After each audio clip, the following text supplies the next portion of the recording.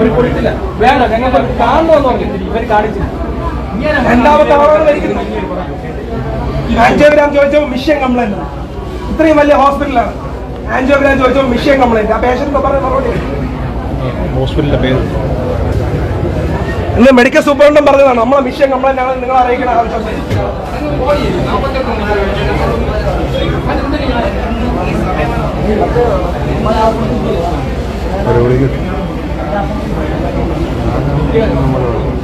Akshay detail പറയണം.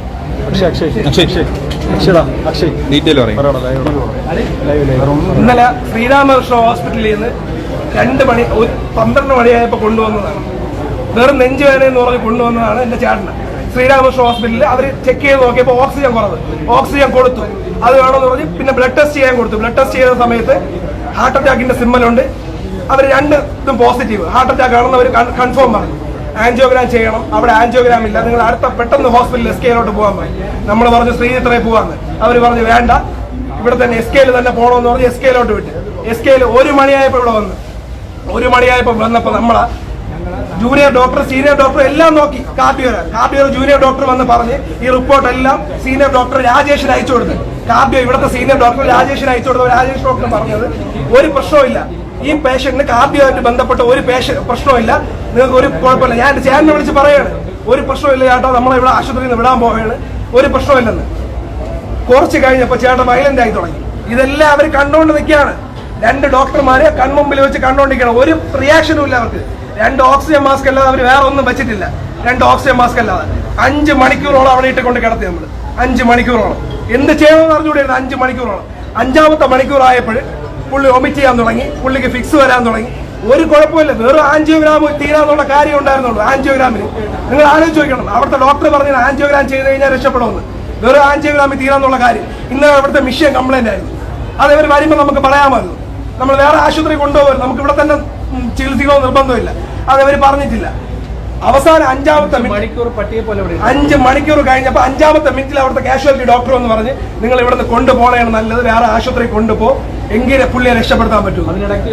പറഞ്ഞിട്ട് തിരിഞ്ഞത് പുള്ളി ഡെത്തായി. രാവിലെ 5:30 പോലീസിനെ വിളിച്ചു. പോലീസ് വന്ന് എഴുതിയെടുത്തോണ്ട് പോയി. വേറെ ഒന്നും ചെയ്തില്ല. പോലീസിനെ വിളിച്ചു, ഡോക്ടർമാരെ വിളിച്ചു. ആ ബോഡിയെ മരിച്ച ഡെത്തായെന്ന് പോലും ഇല്ലാതെ വെന്റിലേറ്ററിൽ ഇട്ടുകൊണ്ട് നേരെ എടുത്തോണ്ട് പോയി ആൻജിയോഗ്രാം ചെയ്തു. ആൻജിയോഗ്രാം ചെയ്തോ ഇല്ലെന്നും നമുക്ക് അറിഞ്ഞൂടാ. അവർ CD തന്നിട്ടില്ല, ഡ്രൈവ് തന്നിട്ടില്ല, ഒന്നും തന്നിട്ടില്ല. ഇതിന്റെ ഒന്നും സത്യാവസ്ഥ നമുക്ക് അറിഞ്ഞൂടാ. 48 മണിക്കൂർ ഒബ്സർവേഷൻ വേണമെന്ന് പറഞ്ഞു. ഒന്നുമില്ല. ഇവിടുന്ന് കൊണ്ടുപോകണം. ഇവിടുന്ന് കൊണ്ടുപോയില്ലെങ്കിൽ അവർ കേൾക്കാൻ പറ്റുള്ളൂ എന്നാണ് അവർ പറയുന്നത്. നിങ്ങൾ പറ, എന്ത് ചെയ്യണം? നിങ്ങൾ പറ, അവർ കേൾക്കാൻ പറ്റുള്ളൂ എന്നാണ് പറയുന്നത്. ഇവിടെ വെച്ച് തന്നെ സംസാരിക്കും. ഇവിടെ വെച്ച് നിങ്ങൾ എല്ലാവരും കേട്ടോ സംസാരിക്കണമെന്നാണ് ഇവിടെ കൊണ്ടുവന്നത്. 30 ദിവസമായ കൊച്ചാണ്. 30 ദിവസമായി എന്റെ ചേച്ചി പ്രസവിച്ചിട്ട് 30 ദിവസമായത്. ആ കൊച്ചിന്റെ അവളുടെ ഞാൻ എന്ത് പറയും? ഫുൾ മീഡിയക്കാരെ വിളിച്ചു. ഏഷ്യാനെറ്റ് ന്യൂസ്, കൈരളി ന്യൂസ്, എല്ലാ ന്യൂസ് ചാനലിലെ വിളിച്ചു. ഒറ്റ ആൾക്കാർ ഇവിടെ തിരിഞ്ഞു നോക്കിയിട്ടില്ല. കാരണം എന്റെ അച്ഛൻ ഇതേപോലെ കാര്യത്തോടെ കൺസൾട്ട് പേഷ്യന്റ് ആണ്. ഇനി എന്റെ അച്ഛൻ ഇതേ അവസ്ഥ തന്നെ വരാം. നിങ്ങൾ ആരും ഉണ്ടാകുക. അവർ സൗകര്യതായ ഒരു സഹോദരനാണ്. തലയിൽ മരിച്ചു പോയതാണ്. ഞാൻ ആരും അല്ല. പേപ്പറിൽ എനിക്ക് തന്നെ വിഷമമാകുന്നുണ്ട്.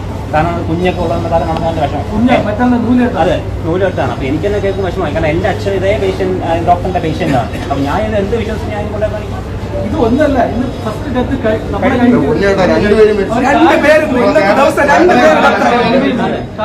2 പേര് ആൻജിയോഗ്രാം മിഷൻ കംപ്ലൈന്റ് ആണെന്നുള്ള പേരിൽ 2 പേര് ഡെത്തായി.